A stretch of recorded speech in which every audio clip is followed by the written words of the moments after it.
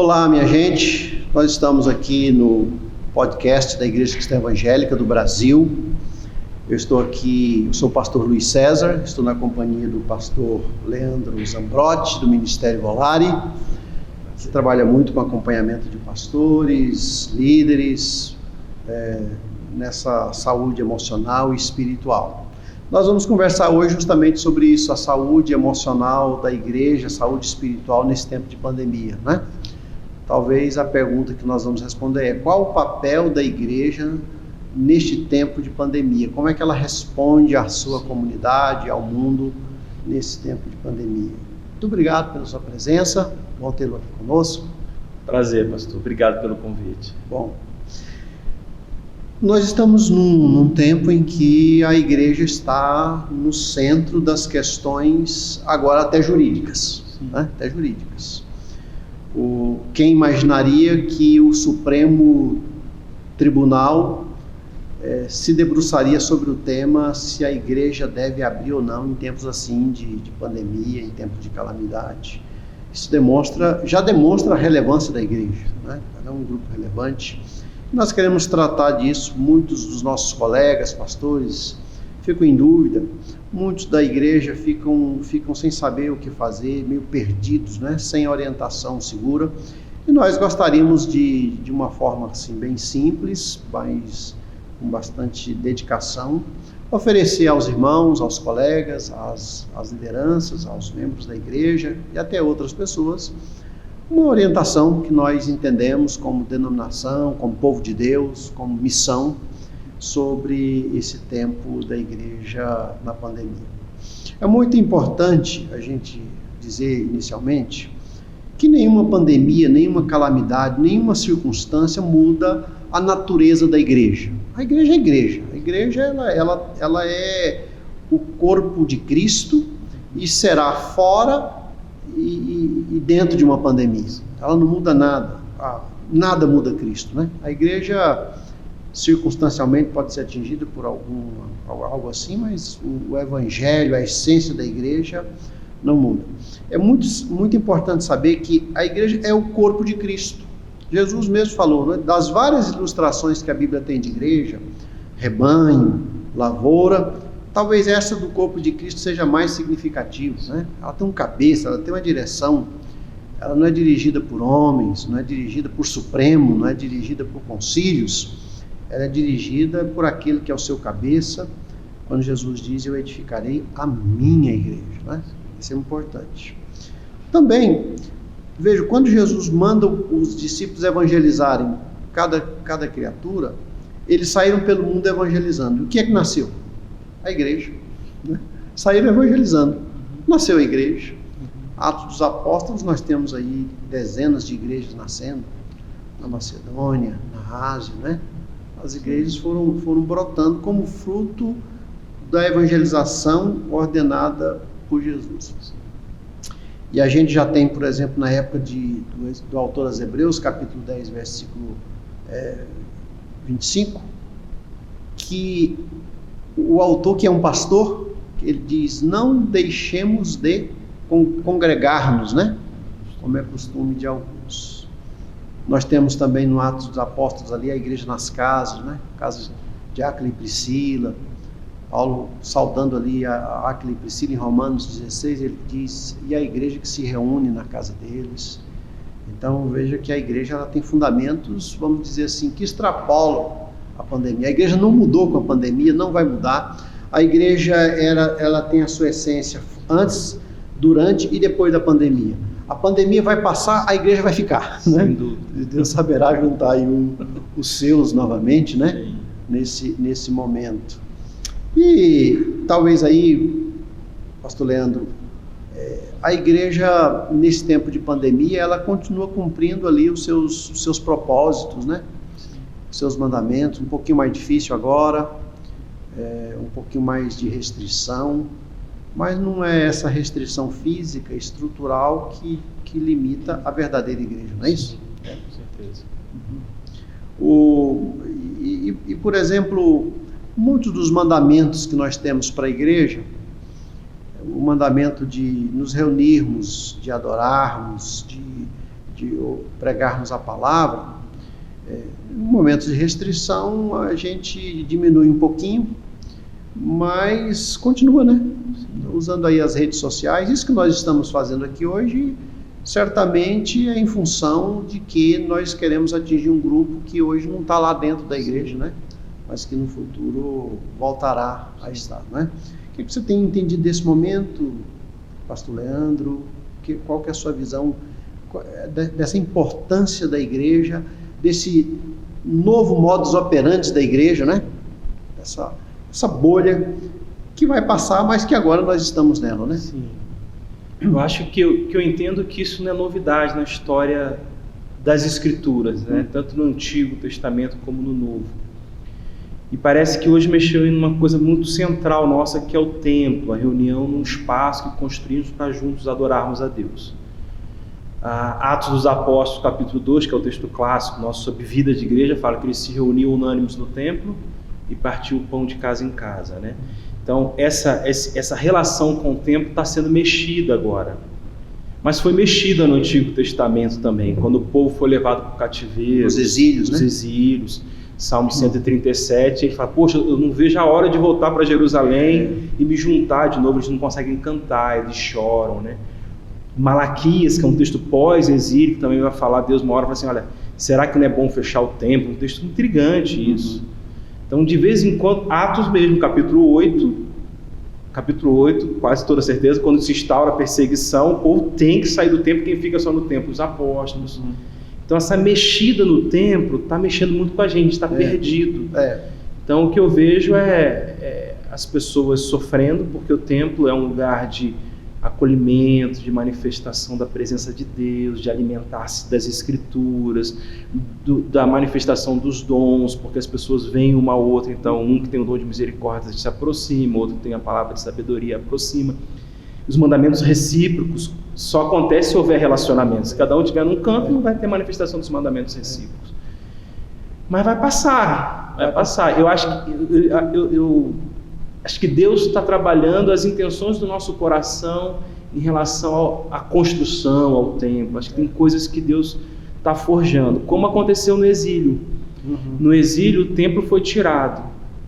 Aí, se a gente olha a narrativa histórica, as sinagogas surgem no tempo de exílio. A gente precisa congregar em algum lugar. A gente precisa se reunir, que é o modelo da igreja das sinagogas. Exatamente.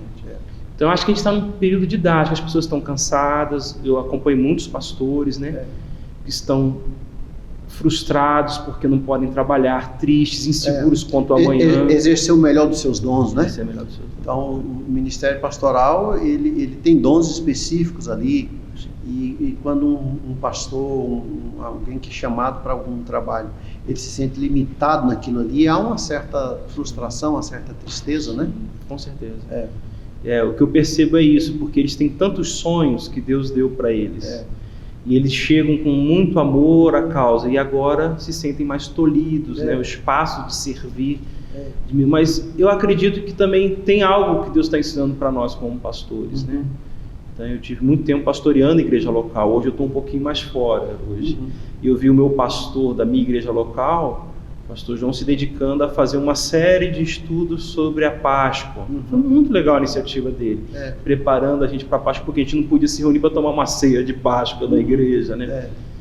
Então, os pastores estão tendo que achar os seus caminhos. O que frustra muito, que a gente estava falando aqui antes, são as pessoas mais velhas, né? Eu acho que eu me incluo também. Como entrar nesse mundo digital, né?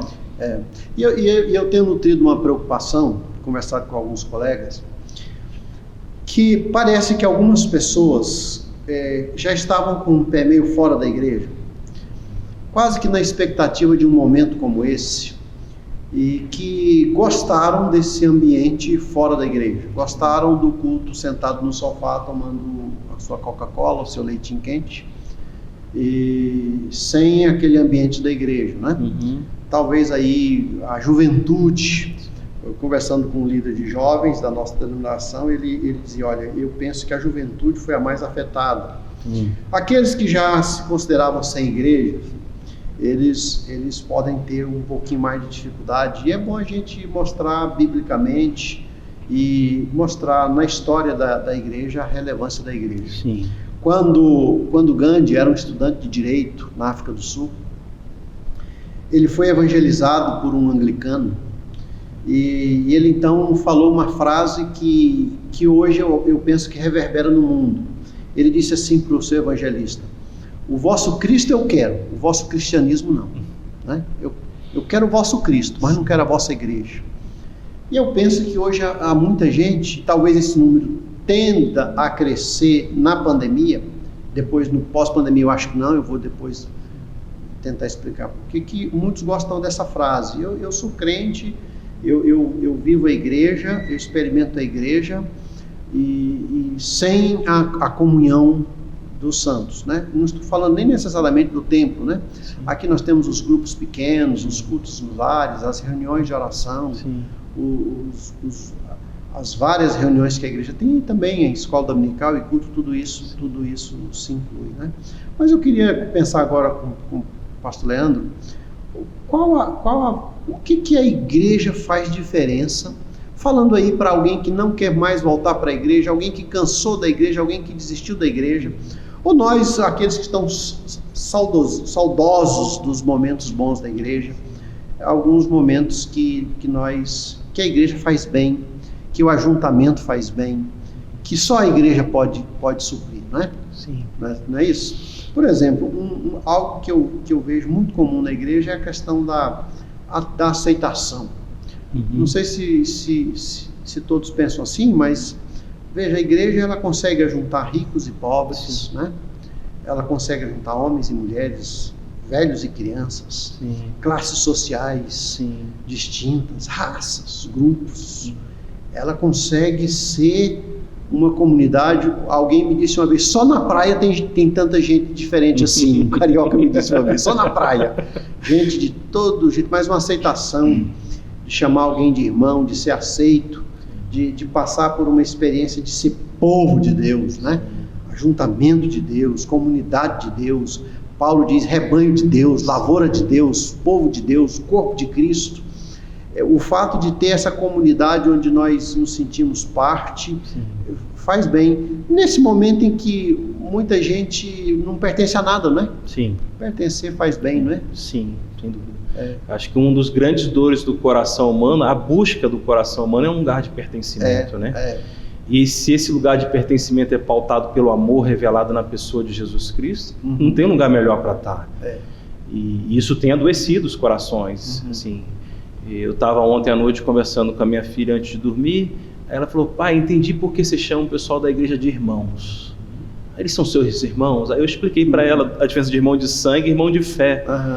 Mas a fraternidade cristã vivida no Cristo não tem algo igual, né? Não tem.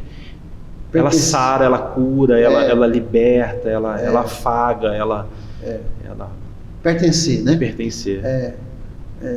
Pessoas que, por exemplo, atravessam uma cidade, pessoas que andam quilômetros. Nós temos história aí de gente que anda quilômetros até a pé, de bicicleta, para chegar num lugar que ele diz, essa é a minha igreja, né? Parece que Jesus mesmo, o Espírito Santo, coloca isso nos corações, né? De pertencimento. Uma outra questão... Que é a questão da própria palavra, né? Eclésia, né? Esses chamados para pertencer, de ficar chamados para fora, mas uma assembleia onde as pessoas se encontram e o próprio significado, as portas do inferno, disse Jesus. Não prevalece contra nem a porta da pandemia vai prevalecer contra a eclésia. Um segundo aspecto que eu vejo assim como muito importante para a vida de quem está fora da igreja e perde, para quem de certa forma se desalojou, e para quem pretende ficar desalojado, quem vai criando uma consciência de ficar longe da igreja, é a questão da confissão, né? A igreja é a única comunidade no mundo que fala de pecado. Já percebeu isso? Né? Sim. O Stott, naquele livro A Cruz de Cristo, fala de um terapeuta chamado Menninger, em inglês, que ele diz que um homem, quando mata, quando ele comete um crime, ele vai lá e paga para a polícia. Ele paga para o Estado, então ele fica anos preso, e quando ele sai diz, paguei. Quando alguém fica doente, ele vai ao médico e diz, sarei. Quando alguém fica doente de alma, ele vai a um psicólogo e diz, fiz terapia. Mas a nossa sociedade não aprendeu a tratar essas questões como pecado. Né? A palavra pecado não existe fora do ambiente da igreja local. Se não existe pecado, não existe confissão. Existe pagamento, né? Sim. Existe penitência. Mas a confissão é algo que faz parte da igreja. Nós estávamos conversando antes, quando Tiago, ele disse para nós confessamos a Deus, mas ele também diz assim, confessai os vossos pecados uns aos outros, né? Para seres curados. Há uma bênção em ouvir a palavra e responder essa palavra com confissão. Muitas das nossas músicas são músicas de confissão. Nós vamos cantando e nós vamos, de certa forma, falando com Deus, confessando nossos pecados, abrindo nosso coração, derramando nossa alma diante do Senhor, né? E além desse momento de confissão, vamos dizer, não diria pública, mas uma interação com o irmão na fé, abrir o coração, compartilhar, ser alvo da oração dos irmãos. Alguém fora da igreja, longe da igreja, não participa disso, né? Ele fica meio solto, meio livre e pede esse momento de abrir o coração, da confissão sincera, que é a igreja que faz bem, não é? Sim. Sim. É o lugar de perdão de pecados, né? Os nossos sacramentos apontam para isso, ou nossas ordenanças, né? Quiser chamar, né? Você toma a ceia do Senhor, você está lembrando, eu sou pecador e Cristo pagou um preço pelo meu pecado, Ele é minha redenção, Ele é minha justificação. Então você vai tirando isso, que é uma falta que a gente estava conversando sobre a ceia do Senhor, né? Um lugar tão significativo de olhar, olha, somos todos pecadores, mas Jesus deu um jeito aqui na gente, né? Nos deu uma nova vida. A igreja tem um grande líder que falava que a igreja era a esperança do mundo, no sentido de que ela tem a mensagem que é a esperança para o mundo, que é Cristo. E ela... Nessa questão da confissão, mesmo antes da pandemia, eu me lembro de ouvir aí o Ricardo Barbosa. Ele dizia que as igrejas não estavam tendo momentos de confissão. A gente chega e começa a louvar. Depois a gente ouve a palavra e vai embora. E me fez lembrar da igreja de Spurgeon, em Londres, que tinha lá quando a pessoa ouvia a palavra, e se ela era tocada, então tinha a bancada da penitência. Então as pessoas iam e ficavam assim, se Deus falou ao seu coração, você se levantava no meio da mensagem e ia lá, sentava lá naquela bancada. O culto era abençoado quando a bancada da penitência estava cheia. Um colega nosso, um amigo, visitando Londres, ele disse que até hoje tem lá o púlpito e na frente do púlpito tem uma cadeira, lá na igreja que foi de Spurgeon, tabernáculo. E aí ele perguntou, por que tem aquela cadeira lá? Não é para lembrar a penitência. As pessoas chegavam e tinham tempo de confissão, né? E muitas das nossas igrejas e algumas outras denominações são assim, que as pessoas chegam para o culto e se ajoelham.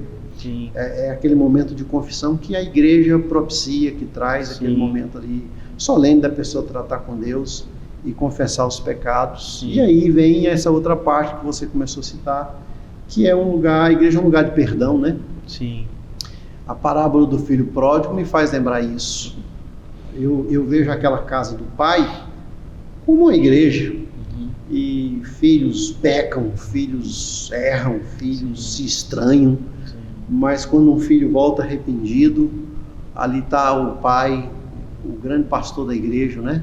Não, vamos, vem, coloca uma roupinha nova, uma sandália nos pés. Dá um anel nesse dedo, né? Isso é meu, né? Vem aqui, vem recomeçar, né? Quantos recomeços a gente tem na igreja, quanto perdão. Eu acho essa uma boa metáfora, porque tem o filho mais velho, né? Eu acho que talvez seja um momento didático para os filhos mais velhos, que eu posso ser às vezes, como eu já fui o filho mais novo. Eu acho que todos nós tivemos um momento aí, temos do filho mais velho. Sim. Daí a gente falava, não, aqui é um lugar da graça, do amor, não tem esse negócio da meritocracia. Eu acho que o templo, quando ele está sendo visto de forma errada, ele vai para a meritocracia, né? E não para esse lugar da graça. Talvez a gente volte para o tempo, quem sabe Deus nos ensina, com esse lugar do tempo, de lugar de redenção, né? Da graça, do amor, não de cumprir regras, no sentido de mostrar que eu sou o que eu estou fazendo. O rebanho está aí, tudo que é meu é seu, né? E é interessante que o filho mais velho, quando o pai estava triste, porque o filho estava longe, ele possivelmente feliz. Quando o pai está feliz, ele está triste. Né? Ele anda na contramão, né? Então, eu acho que a nossa pergunta é: o que Deus quer fazer a partir da nossa igreja, da nossa comunidade, não só o templo? Que alegria que Deus quer dar, que experiência de perdão, de transformação, de renovação a nossa igreja pode propiciar para os outros, né? Sim. Você citou um teólogo brasileiro que eu amo, que é o Ricardo Barbosa, ali, aquele Caminho do Coração dele, 1998, 99. E eu gosto da percepção que ele tem trazido sobre o lamento e a importância do povo lamentar biblicamente. Provavelmente a maioria dos salmos transita por lamentos, né? Você lê o livro de Jeremias, tem lamento. Lamento porque o povo ia ser arrancado de Jerusalém, ou já tinha sido arrancado nas lamentações, né? Então, acho que é uma teologia não nossa, da banda ocidental do globo, sabe? Do povo. Porque lamento parece que é murmuração, ou lamento parece que é fracasso espiritual. Mas lamento é lugar dos grandes crescem no lamento, né? Spurgeon é um outro personagem que passou por muitas lutas e tristezas e chorou suas lutas, mas se ergueu em Cristo. Acho que o tempo de pandemia é um tempo da gente lamentar o luto, lamentar aqueles irmãos, aqueles idosos que não podem viver a vida comunitária, de alguma forma a gente lamentar juntos. De fato. Esse tempo tem sido um tempo assim, que eu chamaria de súplica. É interessante que no Antigo Testamento existe a palavra clamor, né? No Novo Testamento não existe clamor no Novo Testamento. A palavra clamor, aquele clamor do povo diante de Deus, no Novo Testamento foi traduzido como súplica. É uma oração muito sentida, né? É algo assim, parece que a gente vai descendo uma escada. A súplica é quando você diz assim: Deus, se o Senhor não fizer algo, né? Isso aí. E eu tenho visto, pastor Leandro, o povo de Deus orar muito nesse tempo, né? Que bom. Talvez uma das lições da pandemia, porque a igreja sempre cresce na pandemia, Deus sempre trabalha na pandemia, Deus manda na pandemia. Tem sido essa questão da oração. Há muita oração. Sim. Deus está ouvindo essa súplica. Muito derramar do coração diante de Deus.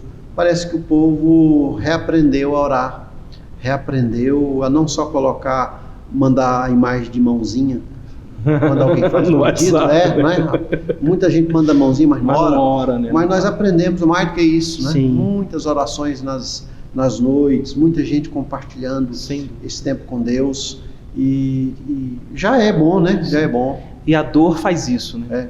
Deus permite algumas dores, porque a gente sabe que as nossas maiores experiências mais significativas com Deus, quando a gente falou: não, Deus me visitou, Deus falou ao meu coração, foi no momento de grande dor, né? Onde a voz dele se torna tão audível que vira pão pra gente, que vira esperança. Então eu percebo isso, que a gente tem que, acho que é o momento da gente talvez voltar para o templo, sabendo, não é só celebrar é importante, mas nós temos que lamentar o pecado, a dor um do outro, a tristeza, as decepções, as angústias.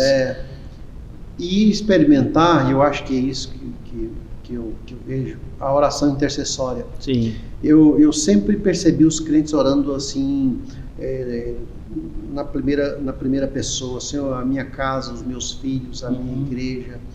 E agora a gente percebe o povo orando pelos outros, né? Meu irmão, a minha irmã. Essa oração intercessória. Orar por alguém é terapêutico, né? Quando o Tiago diz aqui que nós oramos uns pelos outros, você receber a oração de alguém é muito interessante. Quem ora por nós começa a nos amar. Quando nós oramos por alguém, a gente se preocupa, né? Por isso, quando Jesus diz assim: orai pelos que vos perseguem, é porque quando você ora por alguém que te persegue, daqui a pouco você está amando alguém que te persegue. A oração abre o coração. Então é um tempo de muita oração intercessória.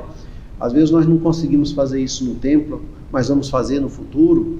Mas nós conseguimos fazer isso hoje, orar por alguém, interceder por alguém, né? Pastor Fiso, eu tive uma experiência essa semana passada. Eu tenho um grupo que a gente está lendo de caminhada bíblica, um bom grupo que se juntou junto ao nosso ministério e tal, para ler a Bíblia em 4 anos. E no meio dessa agonia e de perdas, de dor, a gente viu na última reunião, que a gente faz uma reunião por mês com esse grupo para testemunhar o que aprendeu da leitura. E aí a gente fez um desafio de uma semana, a gente orar de 7h30 a 7h45 da manhã. e não teve uma adesão, o povo querendo orar, o povo querendo... O povo está com sede. Está com sede. E se aonde você vai, você vê o pessoal derramando o coração, né? Assim, e com desejo de se derramar diante de Deus. Tem uma... Me faz lembrar, Leandro, do Salmo 42, que parece que é um sacerdote que está no exílio. Então ele diz: por que está abatido a minha alma? Por que te perturbas dentro de mim? Espera em Deus, pois ainda o louvarei. Aí ele diz assim: eu me lembro que eu conduzia a congregação na procissão, né? Multidão em festa. Quer dizer, ele está com saudade do tempo. Eu penso que esse tempo nosso hoje, Deus está nutrindo saudade do povo, das reuniões, do tempo, dos cultos, que eu imagino que o pós-pandemia, ele vai ser tão grandioso para a igreja, que a igreja que for acolhedora, a igreja que for perspicaz, que aproveitar as oportunidades, ela vai receber gente de todos os lados, de todas as denominações, de todas as crenças, porque o povo está com vontade de ir na igreja. Eu citei que a CNN fez uma pesquisa ainda no ano passado, perguntando o que as pessoas querem fazer depois da pandemia. Em primeiro lugar, no Brasil, ir para a igreja. Em segundo lugar, ir para o salão de beleza. Que legal. Tem gente que precisava ir primeiro para o salão de beleza, mas em primeiro lugar, ir para a igreja. Eu quero ir para a igreja, eu quero ir da comunhão, né? Pastor Leandro, e esse contato físico na igreja? Porque hoje, o que se discute hoje é essa falta essa necessidade de um distanciamento. A gente entende isso. É um distanciamento, a igreja respeita, ela sabe desse momento, mas é muito importante quando nós voltarmos, e a essência da igreja é nós também termos comunhão ali, olhar nos olhos, né? Não é à toa que no Novo Testamento tinha o ósculo santo, as pessoas se beijavam, um bom cumprimento, um bom abraço, a mão no ombro de alguém em oração. Esse tempo vai voltar, não é? Vai. Tempo precioso que nós podemos manter comunhão com os irmãos. O louvor comunitário. Nós fizemos uma reunião virtual com os pastores de uma região. Então alguém estava lá dirigindo o louvor, mas cada um tinha que desligar o seu microfone aqui para não dar interferência. Então ele estava cantando, todo mundo estava cantando, mas eu ouvia só a mim mesmo. Né? Que falta que faz esse louvor comunitário, a congregação cantando, né? Então essa é a essência. E Deus habita nesse ambiente de adoração, né? Que só acontece quando a gente se ajunta, né? Se vê lá no templo, quando Salomão constrói o templo, há um ambiente de adoração, mas no Antigo Testamento, aquela visitação daquela nuvem, da Shekinah. Então existe coisa que só acontece na vida comunitária de adoração. E aí quem está longe sofre, quem está no exílio pandêmico sofre, quem se afastou da igreja sofre e perde aí esses meios de graça, né? A igreja é um meio de graça. Os crentes perseveram, uma vez salvo, salvo para sempre. E Deus usa a igreja para que as pessoas recebam ensino, a ministração, participem da ceia, do batismo, como uma forma de lembrar, de se amarrar a esses momentos históricos lá da cruz de Cristo. A própria disciplina eclesiástica, que nos dá saúde, a própria contribuição financeira, né? É culto contribuir e participar de uma igreja, saber que aquilo que Deus deu, nós ajudamos na obra missionária, na atividade eclesiástica, essa adoração, o uso dos dons que você citou, tudo isso faz da igreja uma igreja relevante, bonita, importante, e que vale a pena nutrir essa expectativa da igreja voltar a se reunir na sua inteireza. E enquanto isso nós vamos caminhando, né? Vamos caminhando aí nesse momento, achando as brechas, respeitando as autoridades e encontrando um caminho para suprir a necessidade aí do povo de Deus, né? Bom. Eu tenho muita esperança. A Bíblia diz em Romanos 12, né, verso 12: regozijai-vos na esperança, sede paciente na tribulação e nas orações perseverantes. Exatamente. Bom. Então eu tenho esse regozijo de que regozijar na esperança é um mistério, né? Porque a esperança é um negócio que não aconteceu ainda. Mas eu espero que uma alegria por antecipação. Mas eu espero que quando a gente voltar essa vida, essa inteireza da vida comunitária, que ainda nos falta do templo, a gente volte mais belos para adorar a Cristo, com mais alegria, e a com mais pessoa prazer, de nosso né? Deus Pai. Amém. Muito bom. Nós temos algumas pessoas que participam aqui do nosso podcast, a nossa audiência, tem algumas perguntas, nós vamos tentar respondê-las da melhor forma, né? Sim. E aqui o Pedro, ele mandou para nós aqui uma pergunta: quais os prejuízos espirituais e emocionais dos que se consideram cristãos, mas não vão à igreja? Penso que nós falamos um pouquinho já sobre isso, né? Um homem que abandonou a igreja, eu encontrei há mais ou menos um ano, ele diz assim: Pastor Luiz César, eu descobri que a fé cristã é singular. A fé cristã é singular, a fé pessoal é singular. E aquilo me assustou, isso era a razão dele não ir mais à igreja, porque a fé é singular. Eu falei, a fé é singular, a salvação é individual, mas o ministério cristão não é. Como é que você vai exercer os seus dons? Como é que você vai exortar e ser exortado? Como é que você vai ensinar e ser ensinado? Como é que você vai disciplinar e ser disciplinado, né? Então, prejuízo, ele se pastoreia, escondido nesse guarda-chuva que ele chama de fé individual. Salvação é individual, mas o exercício da fé é coletivo, não é, pastor? Sim. Na área da saúde espiritual, eu vejo isso, assim, quem realmente ama Jesus, ele vai desencadeado no interesse de viver uma vida comunitária. Exatamente. Eu oro por minhas crianças desde pequeno, porque eu sou um homem que convivo dentro dos bastidores da igreja com muita intensidade. E eu sempre orei por eles assim, desde que eu ouvi uma mensagem, que os meus filhos amem a Jesus. Porque se eles amarem Jesus, eles vão desembocar na igreja, vão amar a igreja, não tem jeito. Porque Jesus criou a igreja. Ela é a noiva dele, não tem como você não gostar da noiva dele. Exatamente. Na área emocional, pastor, eu vejo assim, que no começo essa impossibilidade de ir para a igreja, de ir e vir, pelo menos na área que eu faço, nos meus atendimentos, nos meus acompanhamentos, gerou no começo muita ansiedade, porque o desejo, a perda do controle foi ruim. Todo mundo, e a gente gosta de controle. E depois disso, esse confinamento na primeira onda gerou muita crise interna, porque as pessoas não podiam fazer as coisas, não tinha tempo de pensar nelas, no que estava dentro dela. Então, mas agora, na área emocional, eu sinto que há muita dor. Muito. E acho que para nós cristãos, por exemplo, lidar com o luto, lidar com a dor, a gente já falou do luto aqui, para alguns tem sido uma crise de fé. E para mim a gente tem que tirar da mente de que chorar tem a ver com falta de fé, porque é no choro que a fé é forjada de uma forma muito intensa.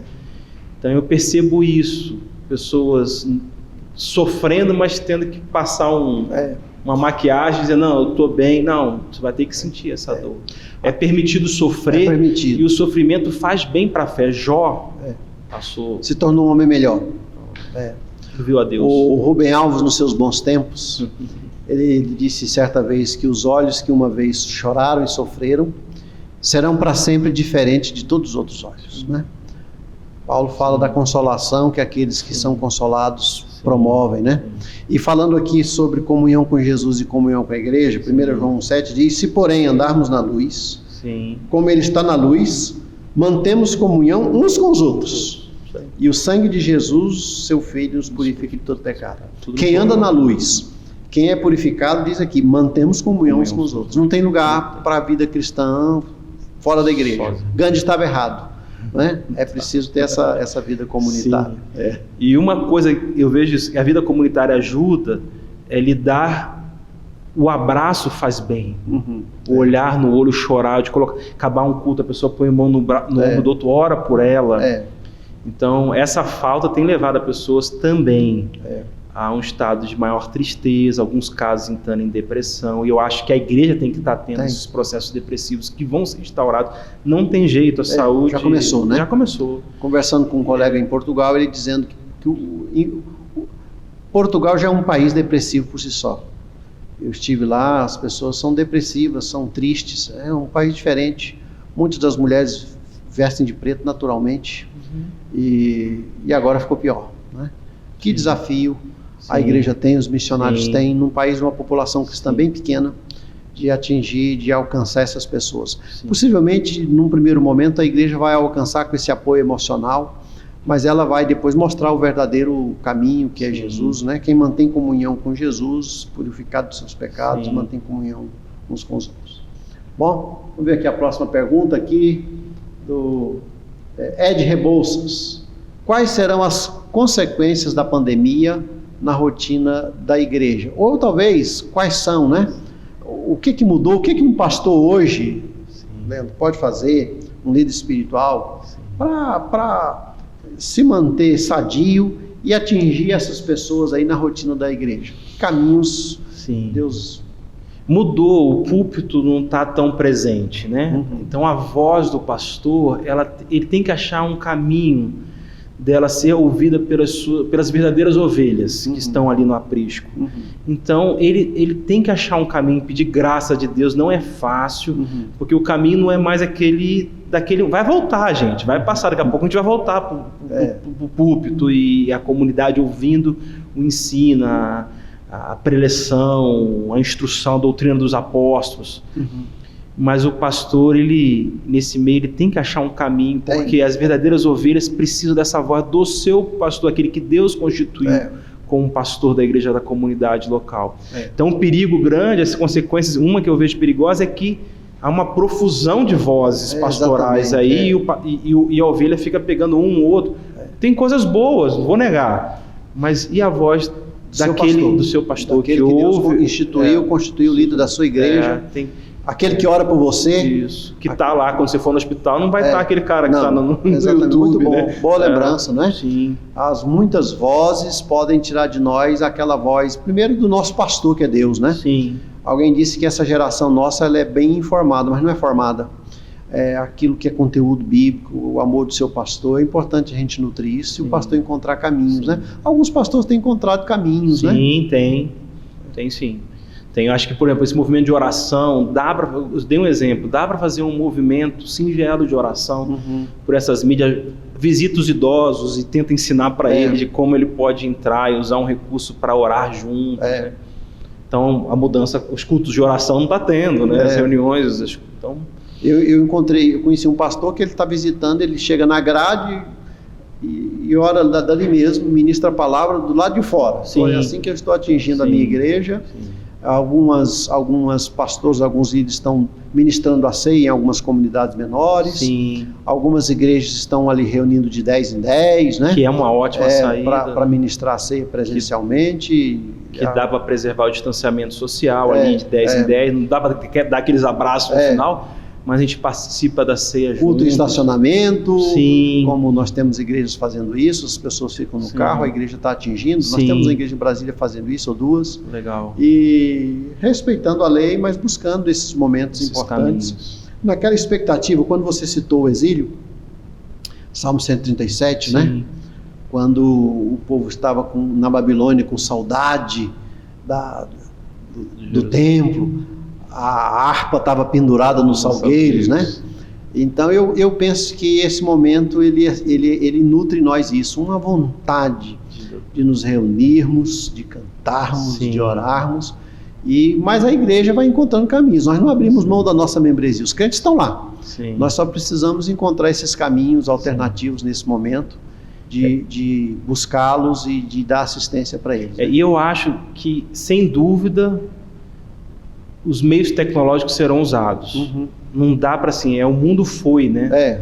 E a pandemia pisou no acelerador e acelerou 10 anos. Antecipou o que a gente sabia que viria. E esse pastorada nova tem que aprender a dialogar com isso.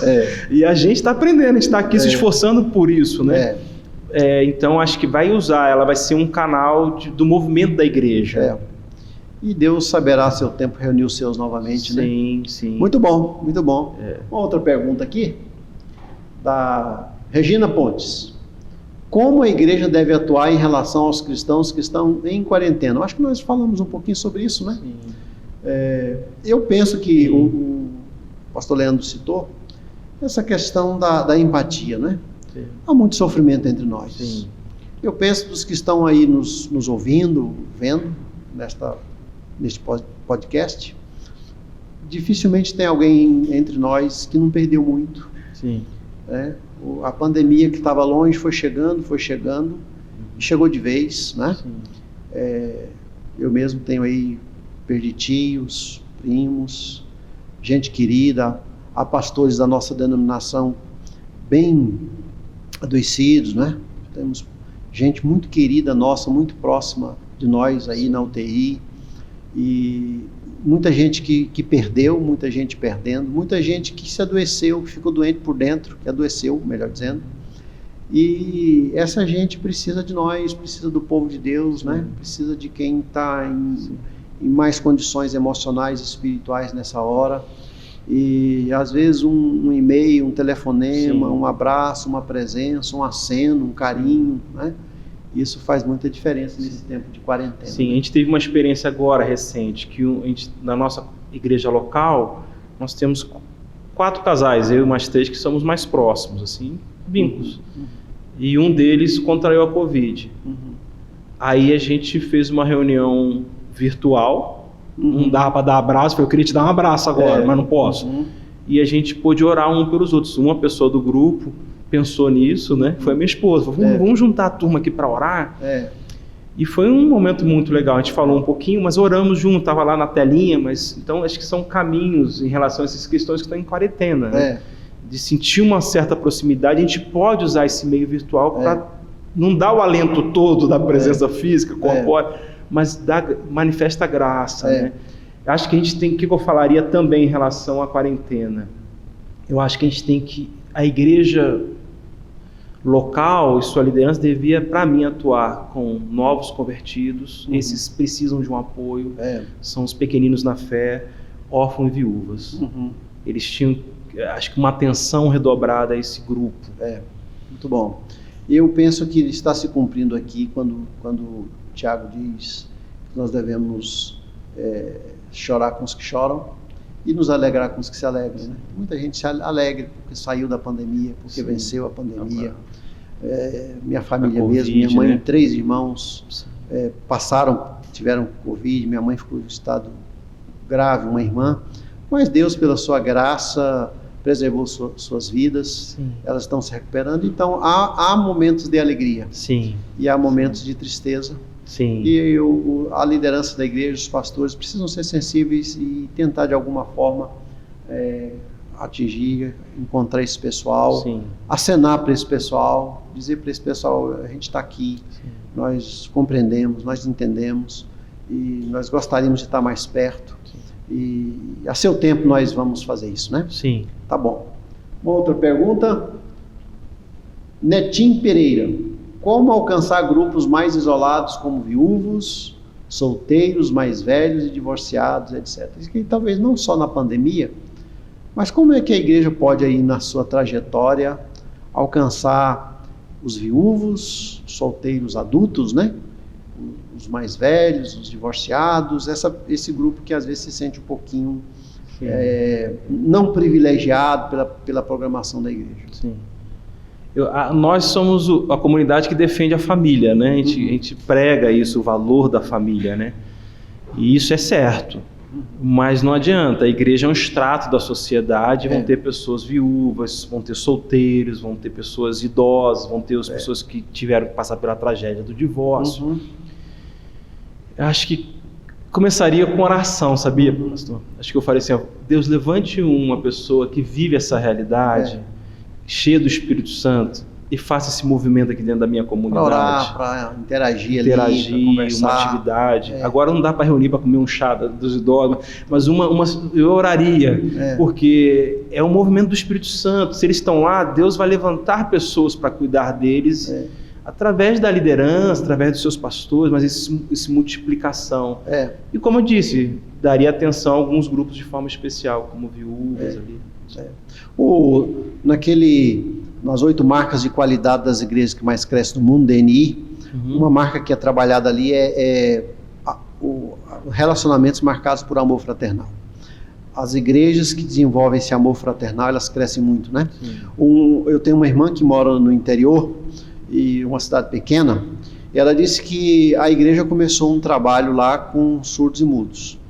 E agora, uma cidade pequena, e já tem mais ou menos 20, 30 surdos e mudos. Todos os surdos e mudos da cidade estão encontrando nessa igreja um lugar, né? De aceitação, de apoio. E a conversão vem depois, ali, nesse caso. Mas eles gostaram. aqui tem alguém... Pertencimento. Pessoas que nem... Alguém que se importa. Alguém que olha para nós. Eu penso que esse grupo aí, os viúvos, né, que tinham uma vida comunitária, uma interação, participavam dos encontros, agora não tem mais. Sim.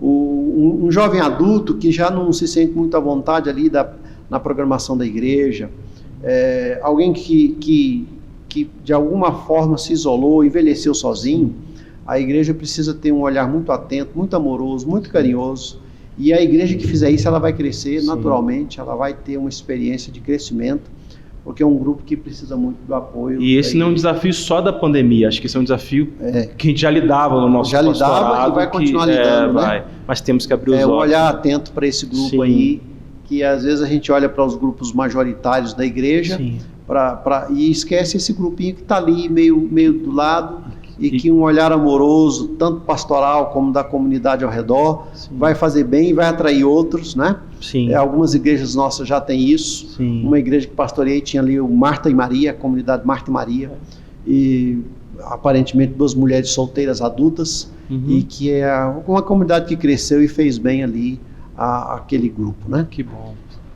Muito bem, eu acho que tem mais uma pergunta do Gustavo. Obrigado, Gustavo. Há questões que não concordo em minha igreja. Eu devo mudar de igreja, né? Talvez ali, quando ele diz devo mudar, eu diria assim, de postura. Às vezes, nós nunca vamos encontrar uma igreja perfeita, não é isso? Eu fui pastor de 1, 2, 3, 4 igrejas até hoje. Todas elas imperfeitas, a começar do próprio pastor. Sim. A igreja é uma comunidade ainda em crescimento, em formação. Jesus não terminou a obra, né? Sim. Então, às vezes há motivos para mudar. Eu acredito, às vezes, um desvio doutrinário, uma complacência com pecados graves, uma falta de disciplina. Às vezes algo assim que a igreja se perdeu tanto como comunidade, como liderança, que talvez o ideal seja mudar, procurar uma igreja mais séria, mais bíblica, com uma postura melhor diante de Deus. Mas se for algo assim de menos importância, que dá para mudar, que dá para uma nova postura, que a igreja está caminhando, não é certo ficar mudando de igreja, né? Não. A não ser, como eu falei, um desvio doutrinário, eclesiástico, uma postura muito contrária aos princípios bíblicos, uma igreja que é condescendente com pecados, uma igreja que tem aí, por exemplo, uma liderança meio tirana. Então, talvez seja o caso de orar e buscar uma nova igreja. Mas na maioria das vezes eu penso que não. Eu penso que a igreja está ali sendo tratada, sendo cuidada. Orar, participar da luta, da dor da igreja, talvez seja o melhor caminho, né? Sim. O que você pensa disso? Acho que o senhor respondeu tudo. Acho que você chegar num dia e falar assim, eu não concordo em minha igreja... Você fala assim, poxa, um dia eu falei, concordo com tudo. Você já vai estar abraçando Jesus no céu, né? Porque a igreja ela tá aí na eternidade. Porque aqui todos nós, como o senhor falou, acho que a sua resposta foi completa. Somos limitados, somos pecadores, somos falhos, vamos errar aqui e acolá. Então, acho que tem motivos reais que pode ser mudado de uma igreja. Eu acho que partindo dessa perspectiva dele, olhando a comunidade... Mas tem momentos que, às vezes, mudar Não vou ficar quieto. Corta aí. Às vezes, né?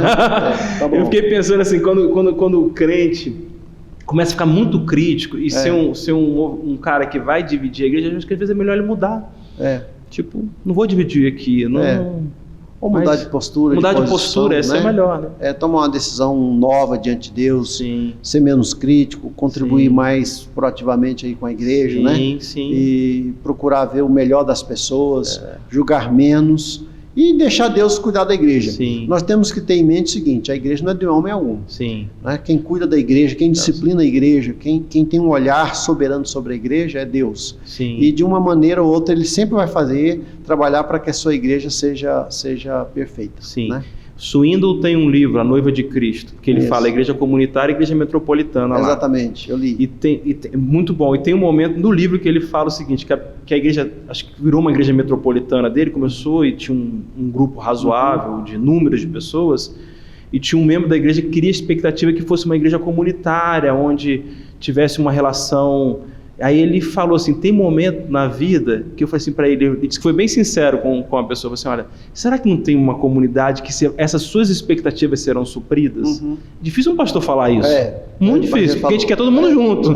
Mas ele falou no livro lá. Aquela comunidade que nós nos... Por isso uma pessoa sai de um lugar, às vezes atravessa uma região de igrejas e vai se reunir lá naquela, porque ali ele se adequou melhor, ele se sente melhor, mais confortável. O ideal é se ele puder mudar e aceitar a comunidade. Esse é o ideal. Tá bom. Tem mais alguma pergunta? Mais uma? Bruno Pereira, minha igreja deve ou não entrar em lockdown? Tá aí a pergunta do momento, né? Está o Supremo lá debruçado sobre isso. Eu tenho dito como presidente da nossa denominação que toda autoridade é instituída por Deus.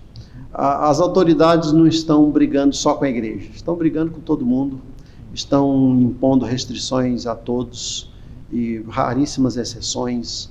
E nós não temos que impor que a comunidade não cristã aceite a igreja como essencial. Para nós ela é essencial. Para eles não. Então nós vamos andando com eles até onde não pecamos contra Deus, até onde dá para nutrir nossa fé. Eles não estão nos mandando jogar a Bíblia fora, abandonar Jesus, abandonar a igreja. Eles estão dizendo que nesse tempo a gente deve manter um distanciamento, em alguns casos extremos, fechar a igreja. Eu particularmente não concordo em fechar a igreja, não concordo. Se eu tivesse que decidir, eu acho que todas as igrejas deveriam abrir, seguir o ritual, manter o protocolo, mas não sou eu que decido. E as autoridades, elas estão aí, nós vamos andando com elas, orando por elas, a Bíblia manda orar, não é? Eu oro pelo presidente Bolsonaro todo dia. Não quer dizer que eu concordo com ele na maioria das coisas, mas eu oro. A Bíblia diz que nós devemos orar pelas autoridades, eu oro por ele, oro pelo prefeito aqui de Anápolis, oro pelo nosso governador, por aqueles que estão lá, porque a Bíblia diz que esse é o nosso dever, né? Para que até nós tenhamos dias mais felizes, vivamos em paz. Esse é o papel da igreja, orando e na expectativa de que logo isso passe, né? Vai passar. Amém. Acho que nós podemos fazer nossas considerações finais. Eu quero fazer as minhas, deixar para você fazer as suas no finalzinho. Eu entendo que essa é a maior pandemia da história do mundo. E a igreja está no mundo. Nós não estamos à parte. Nós não estamos numa bolha. Seria bom se a gente estivesse aí numa fazenda aí como os menonitas fizeram lá no passado, né? Um grupo assim separado, exclusivo. Tem hora que eu gosto só da graça da graça comum. Eu não gosto da desgraça comum, né? A graça comum é Deus abençoa todos. A desgraça comum é que quando vem uma pandemia vem para todos. Tem hora que eu prefiro só a graça comum. Eu preferia, por exemplo, quando eu estou pescando e tem um não crente pescando do lado, eu queria que só eu pegasse, porque seria uma graça só para mim, mas ela é comum, né? Às vezes ele pega e eu não, isso é bíblico. Então é a graça comum. Agora, e a tristeza comum, a pandemia comum, a dor comum, e nós estamos passando por ela, só que a igreja, diferentemente de todos, ela está cheia de esperança. Nós estamos num barco dizendo assim, como Paulo dizia naquele barco, o anjo do Senhor esteve comigo e disse que nenhuma vida se perderá, né? Nós poderíamos dizer que Deus está conosco. O anjo do Senhor não, o anjo do Senhor a quem sirvo, que é o próprio Deus. Nós estamos num barco muito difícil, cheio de vendavais, nós temos perdas, mas a igreja é a comunidade da esperança. Os pastores são os arautos da esperança. Nós estamos dizendo para essa comunidade que Deus está no controle, Deus controla essa pandemia.